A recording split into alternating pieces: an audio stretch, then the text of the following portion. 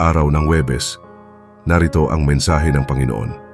Upang tayo ay gabayan sa araw-araw nating buhay paglalakbay, narito ating pakinggan.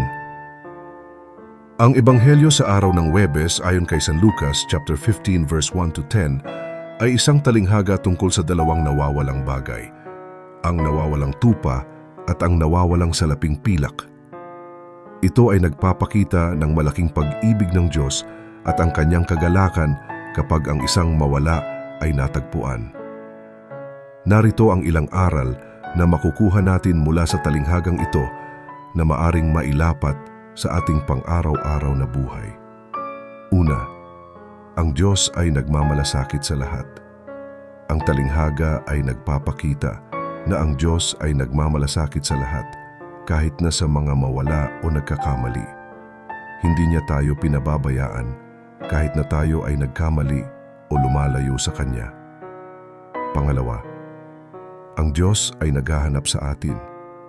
Ang pastol ay naghahanap ng nawawalang tupa at ang babae ay naghahanap ng nawawalang salaping pilak. Ito ay nagpapahiwatig na ang Diyos ay naghahanap sa atin kapag tayo ay nawala.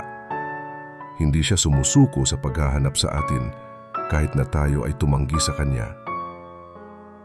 Pangatlo, ang Diyos ay nagagalak kapag tayo ay natagpuan. Ang talinghaga ay nagpapakita ng kagalakan ng Diyos kapag ang isang mawala ay natagpuan. Kapag tayo ay nagbalik sa Diyos, nagagalak siya dahil sa ating pagbabalik. Pang-apat, ang pagmamahal ng Diyos ay walang kondisyon. Ang talinghaga ay nagpapakita na ang pagmamahal ng Diyos ay walang kondisyon. Hindi ito nakasalalay sa ating mga gawa o pagiging karapat-dapat.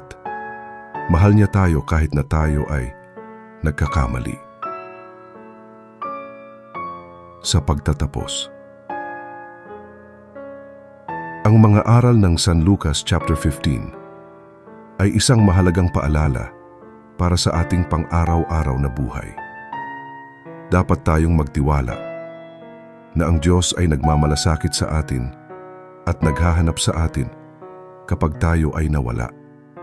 Dapat tayong magpasalamat sa Kanyang pagmamahal na walang kondisyon at magsikap na mabuhay ng karapat-dapat sa Kanyang biyaya. Hallelujah!